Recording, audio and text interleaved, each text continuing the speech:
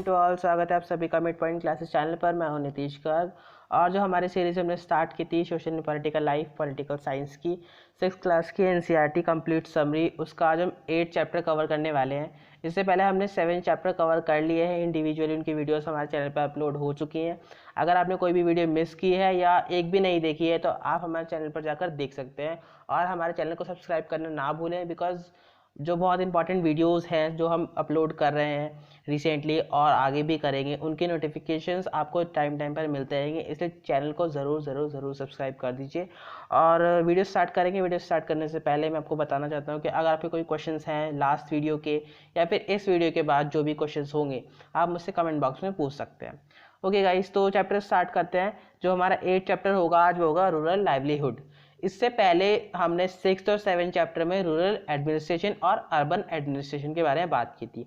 अब जो हमारे 8 और 9 चैप्टर होंगे वो रूरल लाइवलीहुड और अर्बन लाइवलीहुड इसके बारे में होंगे। तो आज हम बात करेंगे रूरल की, मतलब गांव की। तो आप खुद सोचिए, अगर गांव का रहन सहन के बारे में बात कर रहे हैं, अगर हम मैं आपको वर्ड बोलूँ गांव का रहन सहन, तो आपके माइंड में पहली पिक्चर कौन सी आएगी? ऑफकोर्सली एग्रीकल्चर की आएगी, क्योंकि गांव से हम क्या समझते हैं? एग्रीकल्चर, ठीक है। मतलब गांव का रिलेटेड टर्म ही एग्रीकल्चर है। गांव जैसे ही आता है तो हमारे माइंड में खेत खलियान ऐसी चीज़ें आने लगती हैं। तो वही चीज़ें हम बात करने वाले हैं। तो गांव में कैसे रहते हैं, क्या काम करते हैं एग्जैक्टली, ठीक है। मतलब किस तरह से अपना लाइफ, मतलब एक तरह से दिनचर्या चलाते हैं, कैसे कमाते हैं, किस तरह से कमाते हैं, बड़े लेबर, छोटे लेबर और मिडिल लेबर, इस तरह से कुछ बताएंगे, ठीक है। शहर से बिल्कुल कंपैरेटिवली स्टडी करेंगे इसकी नेक्स्ट चैप्टर में, जब हमारा 9 चैप्टर हम कवर करने वाले हैं। ओके, तो जो आपकी बुक में दी हुई है कल्पट्टू विलेज की एक स्टोरी दी हुई है, ओके, उससे हम स्टार्ट करेंगे। तो Kalpattu is a village that close to the sea coast in Tamil Nadu. तो तमिलनाडु के सी कोस्ट पर कल्पट्टू विलेज है, ठीक है। एज इन अदर विलेजेस, तो यहाँ पर भी क्या होता है कि हर विलेज की तरह यहाँ पर भी नॉन फार्म एक्टिविटीज जो होती है वो बहुत ज़्यादा होती है। नॉन फार्म एक्टिविटीज़ का मतलब है कि जो एग्रीकल्चर से रिलेटेड नहीं होती हैं, जैसे लाइक कि आपका कह सकते हैं बास्केट बनाना, बर्तन बनाना, पॉट्स बनाना, ब्रिक्स बनाना और बैलगाड़ी, ये सब चीज़ें बनाना। ओके, तो इनको कहते हैं नॉन फार्म एक्टिविटीज़। तो there are people who provide services such as blacksmith, nurses, teachers, washerman, weavers, barbers, cycle repair mechanics and so on. और भी तरह के कुछ पीपल्स होते हैं वहाँ पर, जैसे लाइक कि ब्लैक स्मिथ आपका मोची हो गया, नर्सेज हो गए, आपके टीचर्स हो गए, वॉशरमैन हो गए धोबी, वीवर्स हो गए, बार्बर्स हो गए, साइकिल रिपेयर मैकेनिक्स हो गए। तो इस तरह के आपके और भी कुछ वर्क्स आपके गांव में रहते हैं। मतलब एग्रीकल्चर को अगर हम हटा दें तो ये सब चीज़ें नॉन फार्म वर्किंग में आती है। तो the village is surrounded by low hills. तो जो विलेज था वो लो हिल्स के आसपास था, बसा हुआ था। Paddy is the main crop that is grown in irrigated land. जो पैडी थी वो वहाँ पर सबसे मेन इंपॉर्टेंट क्रॉप्स थी, ठीक है। Most of the families earn a living through agriculture. आप खुद ही जानते हैं कि हमारे इंडिया में, जैसे कि हमने बताया था, कितने विलेजेस हैं, कितने ज़्यादा एग्जैक्टली अगर हम आज भी देखें, हमारे इंडिया की पॉपुलेशन नियर 70 to 80% आज भी विलेजेस पर टिकी हुई है, विलेजर्स पर टिकी हुई है, एग्रीकल्चर्स पर टिकी हुई है। तो देखा जाए तो इंडिया में आज भी बहुत ज़्यादा विलेजेस हैं और आज भी एग्रीकल्चर बहुत ज़्यादा किया जाता है। तो there are some coconut groves ground, ठीक है। तो कोकोनट्स की वहाँ पर तो cotton, sugar cane and plantain are also grown and there are mango orchards. तो कुछ वहाँ पर इस तरह की भी कुछ चीज़ें पाई गई हैं वहाँ पर। तो जो जिसकी हम बात करें, कल्पट्टू गांव की बात करें तमिलनाडु की, तो उसकी हम बात करें इसलिए कर रहे हैं ताकि यहाँ पर आपको समझाना चाहता है कि स्टोरी दी गई है कल्पट्टू विलेज की, तो वहाँ पर आपको समझाना चाहते हैं कि किस तरह से वहाँ पर काम होता है एग्जैक्टली। तो हम अपनी आगे की उसमें समझेंगे, टेंशन न लीजिए, पूरा समझ में आएगा आपको चैप्टर। अभी सिर्फ एक ओवरव्यू था कल्पट्टू विलेज का, ठीक है। अब कल्पट्टू विलेज की बात आती है आपकी थुलासू स्टोरी। तो थुलासू स्टोरी को हम स्टोरी में नहीं जानेंगे, उसके लेसन को हम जानेंगे, ठीक है। अब धीरे धीरे गेट करेंगे हम इस पॉइंट को कि विलेजेस में एग्जैक्टली होता क्या है। आप ये समझ लीजिए कि एग्रीकल्चर जो है मेन पर्पस होता है, जो कि हम पहले से ही जानते हैं विलेजर्स का। नॉन फार्म एक्टिविटीज हमने कुछ पढ़ी। अब थुलासूस की स्टोरी बताए। Families in rural areas often spend a lot of time everyday collecting firewood, getting water and grazing their cattle. तो बहुत सारी जो फैमिलीज थी, बहुत सारा अपना टाइम जो थी वो अपने लकड़ियाँ इकट्ठे करने में, वाटर इकट्ठा करने में और कैटल वगैरह चराने में, मतलब गाय भैंस चराने में, इनको एक तरह से पूरा टाइम अपना बहुत ज़्यादा टाइम स्पेंड किया करती थी। अब एग्जैक्टली हमने देखा कि इनका एग्रीकल्चर भी काम होता है और नॉन फार्म एक्टिविटी भी करते हैं और ये फायरवुड वगैरह ये भी वो करते हैं। तो एग्जैक्टली ये सब काम एग्जैक्टली कर कैसे लेते हैं? तो यहाँ पर एक चीज़ होती है कि एग्रीकल्चर जो प्रोसेस होता है वो आपका पूरे साल नहीं होता है, वो ज़्यादा से ज़्यादा 3 से 4 महीने, 4 से 6 महीने के बीच में आपका एग्रीकल्चर प्रोसेस होता है। और उसके अलावा बहुत सारे ऐसे लेबर्स रहते हैं जिनके पास अपना लैंड नहीं होता, या स्मॉल लैंड लेबर रहते हैं, या फिर आपके बड़े ज़मींदार की भी बात करें, देखो बड़े ज़मींदार होंगे वो खुद काम नहीं करेंगे, वो लेबर से काम कराएंगे। लेबर कब तक काम करेंगे? जब आपका एक तरह से 3 प्रोसेस होते हैं खेत को वो करने के, तो 3-4 महीने में कंप्लीट हो जाता है, तो वो उनको फ्री कर देते हैं। जब उनकी जरूरत होती है तब उनको बुलाते हैं, मतलब उनके पास 12 महीने काम नहीं होता है। ठीक है, इसको बोलते हैं आपके सीजनल अनएम्प्लॉयमेंट। सीजनल अनएम्प्लॉयमेंट का कंसेप्ट भी हम आगे क्लियर करेंगे अभी।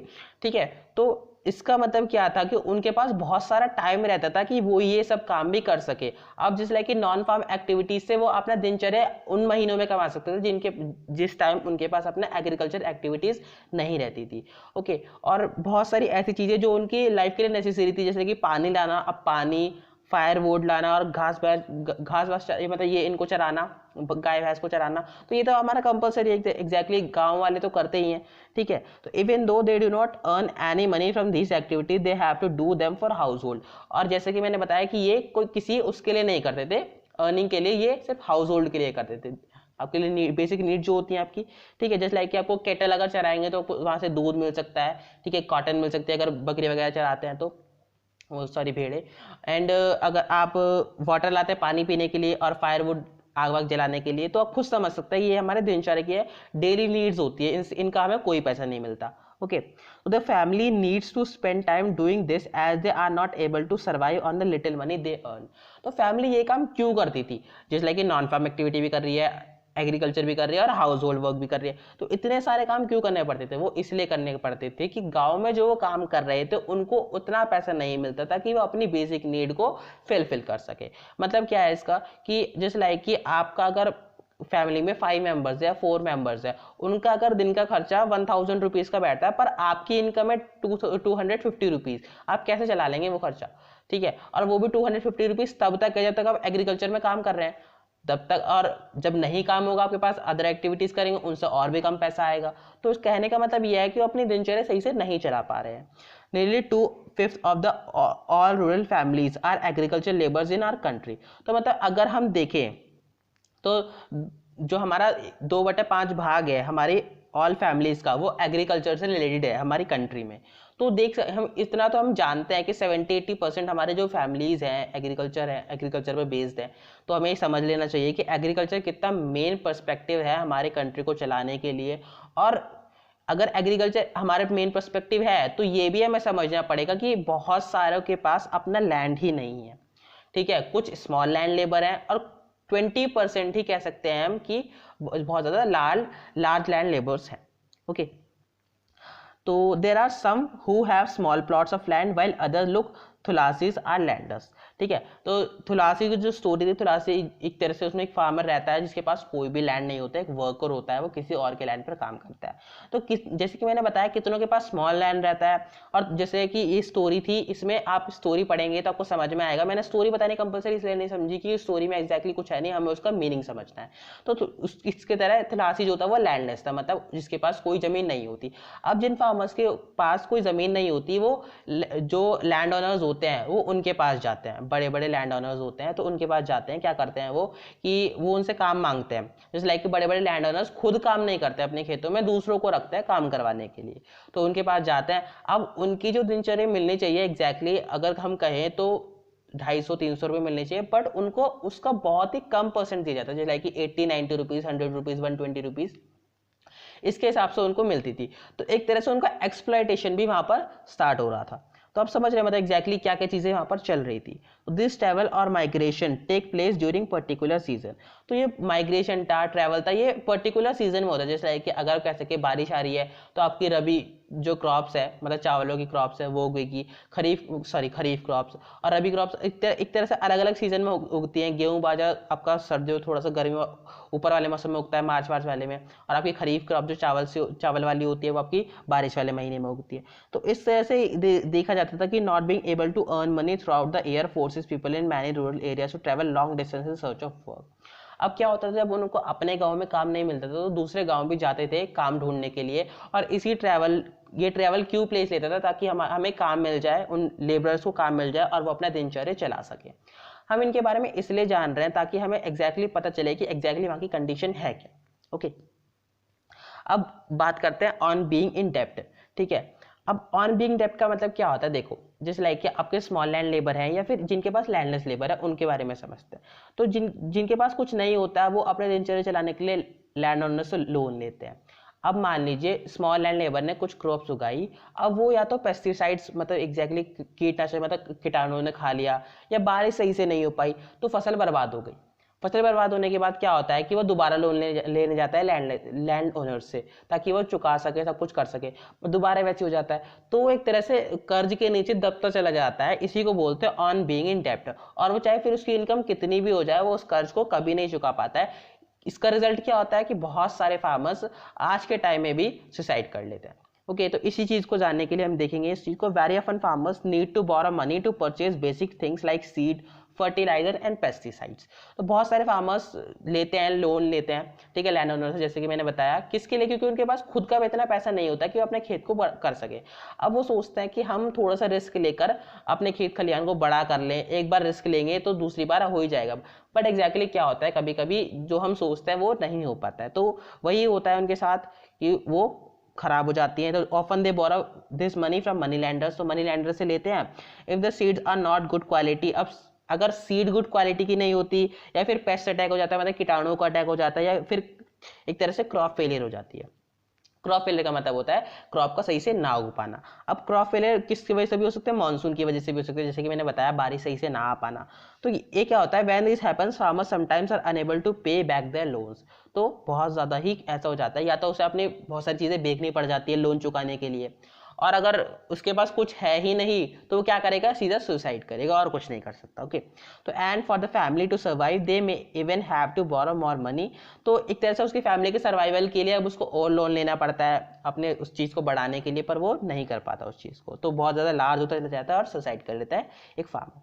तो इसको कहते हैं ऑन बीइंग टू डेप्ट। अब बात करते हैं बिग फार्मर्स की। अभी हमने छोटे फार्मर्स या स्मॉल लैंड लेबर्स फार्मर्स की बात करी, जैसे लाइक कि कलपट्टू विलेज की बात थी, उसके बाद थ्रविस स्टोरी थी। अब बात करेंगे बिग फार्मर की। तो रामालिंगम फैमिली जो थी, उनके पास एक राइस मिल थी बहुत बड़ी, और उनकी कुछ शॉप भी थी जो सीड और पेस्टिसाइड सोल्ड करते थे। अब हम इस चीज़ से एक बार जान लेते हैं कि जो छोटे फार्मर्स थे या फिर बिल्कुल लैंडलेस लेबर्स थे, वो और भी गरीब होते चले गए, और जो बड़े फार्मर्स थे जिनके पास अच्छी खासी होते, उन्होंने वो धीरे धीरे करके इंप्रूवमेंट करके और भी ज़्यादा अमीर होते चले गए। मतलब गरीब और ज़्यादा गरीब हो गया और अमीर और ज़्यादा अमीर हो गया। ओके, तो रामलिंगम की फैमिली जो थी वो इस तरह का काम करती थी। तो for the rice mill they use some of their own money and also borrowed from the government bank. तो जब उनके पास एग्जैक्टली लोन चुकाने के लिए था तो वो गवर्नमेंट बैंक से लोन भी ले सकते थे और अपनी मनी भी कुछ लगा लिया करते थे, ताकि उस राइस मिल को बड़ा कर सके। अपने खेत खलिहान को भी बड़ा कर सकते हैं, ट्रैक्टर ला सकते हैं, मैकेनिज्म स्टार्ट कर सकते हैं, ठीक है, मतलब एक तरह से न्यू वे ला सकते हैं अपनी खेती करने का। बहुत सारे न्यू वेज आते हैं आजकल, आपका थोड़ा मशीन सिस्टम आ जाता है, आप हाथों से न करके मशीन से करते हैं उस चीज़ को। तो जिसके पास पैसा है वो उसको बढ़ा सकता है, और जिसके पास नहीं है वो तो उसके लिए भी देख रहा है कि वो अपने हाथों से भी कैसे कर ले, ठीक है। तो they buy paddy from within the village and from surrounding villages. तो पैडी बाय करते हैं वो, ठीक है, अपने विलेज से, बाहर के विलेज से। The rice that is produce in the mill is sold to traders in nearby town. और जो राइस उगाते हैं वो आसपास के विलेजों में और टाउन्स में सोल्ड कर देते हैं, जिससे उनको उनकी इनकम मिलती है। अब एग्जैक्टली क्या है कि हम सीड बेचते हैं तो उसके कम पैसे होते हैं, पर जो राइस उगा के बेचते हैं उसके ज़्यादा पैसे मिलते हैं। उससे क्या होता है कि आपकी इनकम डबल होती है और आप अपनी मील भी बड़ी कर सकते हैं। तो यहाँ पर हमने 3 एग्जांपल्स देखे कि एक स्मॉल लैंड लेबर के, एक बिल्कुल जिसके पास कुछ नहीं था लैंडलेस लेबर, और एक लैंड ओनर्स की। तो हमने यहाँ पर देखा कि तीनों में क्या क्या डिफरेंसेस होते हैं। ओके, आई थिंक आपको इस स्टोरी अब समझ में आ गई होगी बहुत अच्छी तरह से। तो हमने यहाँ पर देखा कि तीनों में क्या क्या डिफरेंसेस होते हैं, कि अमीर बहुत ज़्यादा अमीर होते चले जाते हैं और गरीब और भी ज़्यादा गरीब होते चले जाते हैं अगर उनके साथ थोड़ी सी परेशानी आ जाए। अमीरों के साथ परेशानी आ जाए, जो लैंड ओनर्स होते हैं, तो वो एक बार को थोड़ा सा रिस्क बियरिंग करके झेल भी लेंगे उस परेशानी को, बट शायद जो ओल्ड पीपल मतलब पुअर पीपल होते हैं वो उस चीज़ को ना झेल पाए। ओके, अब उसके बाद बात करते हैं agriculture labours and farmers in India. अब इंडिया की बात करें, एग्रीकल्चर लेबर्स और फार्मर्स की बात करें, पूरे इंडिया की बात करें, अभी हम गांव की बात कर रहे थे, पूरे इंडिया की बात करें तो in India nearly 2 out of every 5 rural families, तो हर 5 गांव की फैमिली में से 2 एग्रीकल्चर लेबर फैमिली होती है, ठीक है, जैसे कि हमने देखा। तो all of them depend on the work they do on other people field to earn a living. तो जितनी भी ऐसी फैमिलीज होती है हम उनके बारे में बात कर रहे हैं जो दूसरों के लैंड पर डिपेंड होती है, अपने लैंड पे है ही नहीं तो दूसरे के लैंड पे डिपेंड होती है। तो all of them depend on the work they do on other people field to earn a living. अब अपनी लिविंग कमाने के लिए दूसरे के खेत खलियान पर काम करते हैं ताकि इनको दिनचर्या मिल सके और ये खाना खा सके। ओके, तो many of them are landless and other में own very small plots of land. अब कुछ इनमें ऐसे होते हैं जैसे कि मैंने बताया कि बिल्कुल लैंड नहीं होता और कुछ के पास होता है स्मॉल, ठीक है। तो in the case of small farmers in India 80% of farmers belong to this group. अगर हम स्मॉल फार्मर्स की बात करें तो 80% ग्रुप आता है आपका हमारे इंडिया में, और अगर हम लार्ज फार्मर्स की बात करें तो 20% only.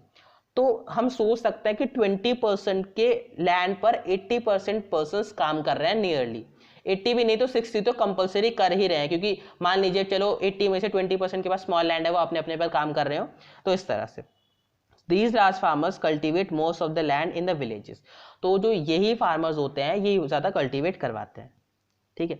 A large part of their produce is sold in the market. जो लार्ज फार्मर्स होते हैं वो करवाते हैं दूसरों से काम, और जो उनको निकलता है तो वो मार्केट में सोल्ड कर देते हैं। और many of them have started other business, और जो सोल्ड करते हैं तो बहुत सारा अदर उनके अलग अलग बिजनेस भी स्टार्ट कर लेते हैं। जैसे कि एक एग्जाम्पल लेते हैं, आपके पास एक खेत था, आपने काम करवाया, बहुत सारा सीड उगवाया, आपको उसका दुगना या तिगना फायदा हो गया। आपने क्या कर दिया, एक और खेत खरीद लिया, ऐसे ही खेत खेत खेत करके और आपने कुछ बिजनेस भी स्टार्ट कर लिए, तो आप और भी अमीर होते चले गए।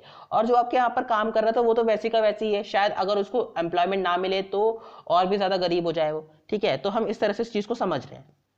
Apart from farming many people in rural areas depend upon collection from the forest, animal husbandry, dairy produce, fishing etcetera. अब कुछ और चीज़ें जो थी फार्मिंग के अलावा जो छोटे फार्मर्स करते थे वो क्या करते थे, फॉरेस्ट, और बड़े फार्मर्स भी करते थे, अपनी दूध की डेयरी खोल ली, गाय भैंस पाले, उन दूध बेचना स्टार्ट कर दिया, इस तरह से।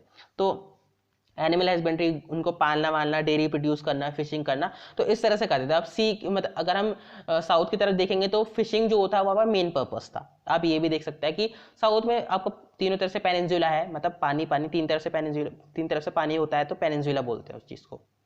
तो पेनिनसुला है हमारा। अब तमिलनाडु की बात करें तो बिल्कुल साउथ में है वो, तो वहाँ पर फिशिंग जो होता है, मच्छी पालन का जो काम होता है वो बहुत ज़्यादा उसमें होता है, ठीक है। Similarly selling milk to the village cooperative society और taking milk to the nearby towns may be in the main sources of livelihood of some family. जैसे कि मैंने बताया मिल्क बेचना, ठीक है। तो इस तरह से, और कोस्टल एरियाज में फिशिंग भी बहुत ज़्यादा पाई गई है। तो इस तरह से देखा हमने कि क्या क्या वो काम करते हैं। अब एक टेरेस फार्मिंग दी गई है आपके नागालैंड में। टेरेस फार्मिंग क्या होती है, ये बहुत ज़्यादा इंपॉर्टेंट है, इसको समझना बहुत ज़्यादा इंपॉर्टेंट है। तो नागालैंड में आपका टेरेस फार्मिंग दी गई है। कौन सी, this is a village called Chizami गांव है, जो कि पहेल डिस्ट्रिक्ट का है, ठीक है। पहेल डिस्ट्रिक्ट का है चिजामी गांव, नागालैंड का। तो वहां पर क्या होता है, आपको टेरेस फार्मिंग होता है। टेरेस फार्मिंग क्या होती है, जैसे लाइक कि आप ये समझिए कि सीढ़ियाँ वाली फार्मिंग होती है, इसको बोलते हैं सीढ़ियाँ वाली फार्मिंग। जैसे लाइक कि पहाड़ है, पहाड़ पर एक सीढ़ियाँ बना दी, फिर एक दीवार लगा के दूसरी सीढ़ियाँ बना दी। उससे क्या होता है कि जब बारिश होती है तो हर खेत में पानी चला जाता है, ठीक है। तो the people of the villages belong to the Chakhesang community, तो इसको बोलते हैं चकेजिंग कम्युनिटी, ठीक है। तो they do terrace cultivation. This means that the land on a hill slope is made into flat plots and carved put in steps. Just like कि put in steps का मतलब क्या है, सीढ़ियाँ हैं। जस्ट लाइक कि मान लीजिए एक पहाड़ है पूरा, तो उसको बीच बीच में से कट कर देंगे और बिल्कुल फ्लैट कर देंगे, ठीक है। अब फ्लैट होने के बाद क्या होता है कि ऊपर वाला देन सीढ़ियों की तरह देख लीजिए आप, एक तरह से सीढ़ी की तरह समझ लीजिए कि बहुत बड़ी सी एक सीढ़ी हो गई, फिर उसके नीचे, फिर उसके नीचे। तो जब बारिश आती है तो सब पहाड़ से गिरेगी तो सबके खेतों में पानी अपने आप चला जाएगा। This is called the terrace farming, okay, terrace cultivation. तो बहुत ज़्यादा इंपॉर्टेंट है, आप ध्यान रख सकते हैं इस चीज़ को। तो ये जो काम होता था वो 6 से 8 जने ग्रुप में किया करते थे, और जो उनकी वीड्स होती हैं, जैसे लाइक कि जो मतलब खेतों से कुछ अलग चीज़ें निकलती हैं, वीड्स, उनको साफ किया करते हैं, ठीक है। तो टेरेस फार्मिंग हमने समझी। अब उसके बाद बात करते हैं रूरल लाइवलीहुड के। अब तो ये तो हमने समझ ही लिया कि वो कैसे रहते थे, क्या क्या करते थे उसके बारे में, तो वही सब इसमें मैंने दिया है कि people in rural areas can living in various ways. बहुत ज़्यादा उससे करते थे, जैसे लाइक कि कुछ फार्मिंग एक्टिविटी भी करते थे, कुछ नॉन फार्म एक्टिविटी भी करते थे। नॉन फार्म एक्टिविटी में आपके ब्लैक स्मिथ और आपके सोइंग, वीडिंग, हार्वेस्टिंग, बहुत सारी चीज़ें आ सकती है। फार्म एक्टिविटी में आपकी ये आती थी, preparing the land, sowing, weeding और हार्वेस्टिंग, ठीक है। तो आपकी ये फार्म एक्टिविटी मतलब एग्रीकल्चर में आती थी। नॉन फार्म एक्टिविटी में आप कह सकते हैं कि बहुत सारी चीज़ें होती थी, जैसे like small farming, labour, craft person, other activities में कुछ थी। नॉन फार्म एक्टिविटीज़ में आपके ब्लैक स्मिथ, वीवर्स, वॉशरमैन, इस तरह से कुछ साइकिल मैकेनिज्म, तो इस तरह से कुछ काम किया करते थे। तो रूरल लाइवलीहुड में हमने समझा कि किस तरह से वो लोग रहा करते थे, बड़े भी और छोटे भी और मिडिल वाले भी, ठीक है। उसके बाद बात करते हैं सीजनल अनएम्प्लॉयमेंट की। ये आपकी बुक का चैप्टर नहीं है, ये ना या आपकी बुक में कुछ है एग्जैक्टली इस जैसा, हाँ ये दिया गया है आपकी बुक में, पर मैं आपको एक अलग कंसेप्ट समझाने वाला हूँ, सीजन अनएम्प्लॉयमेंट। सीजन अनएम्प्लॉयमेंट का मतलब क्या होता है, देखिए अब मान लीजिए एक पर्सन क्या कर रहा है, साल में 4 महीने काम करता है और बाकी के 8 महीने खाली रहता है, तो इसको बोलते हैं सीजनल अनएम्प्लॉयमेंट। मतलब कि वो सिर्फ साल के 4 महीने ही काम कर रहा है, 8 महीने खाली है, ठीक है। तो इसको, इस कंसेप्ट को हम सीजनल अनएम्प्लॉयमेंट बोलते हैं। बाकी ये सिर्फ मैंने बताने के लिए आपको दिया गया था ताकि आप इससे नोन रहें और आपको आगे की फर्दर की जानकारी इसको मिल सके, ओके। तो इस चैप्टर में हमने समझा कि किस तरह से गांव के लोग रहते हैं, किस तरह से अपना काम करते हैं, और हमने टेरेस फार्मिंग के बारे में समझा, ठीक है। तो अगर आपको चैप्टर पसंद आया है तो आप इसको लाइक, शेयर एंड कमेंट कर सकते हैं, and also subscribe the channel. आप हमें इंस्टाग्राम पे भी फॉलो कर सकते हैं फॉर मोर अपडेट्स, एंड आप आगे भी हम एनसीईआरटी के लेक्चर्स लाते रहेंगे। जो नेक्स्ट चैप्टर होगा हमारा वो 9th होगा, ठीक है, और लास्ट होगा 6th क्लास के एनसीईआरटी का, तो उसको भी हम जल्दी अपलोड करके एकदम 6 के एनसीईआरटी को खत्म करेंगे, और उसके बाद हम क्वेश्चन की सीरीज बनाएंगे, उसमें अपने सारे क्वेश्चंस डालेंगे कि 6 के एनसीईआरटी में क्या क्या क्वेश्चंस निकल सकते हैं, बहुत अच्छी तरह से उनको भी डिस्कस करेंगे, ठीक है। तो आप सपोर्ट करते रहिए, keep learning, keep supporting, thank you so much.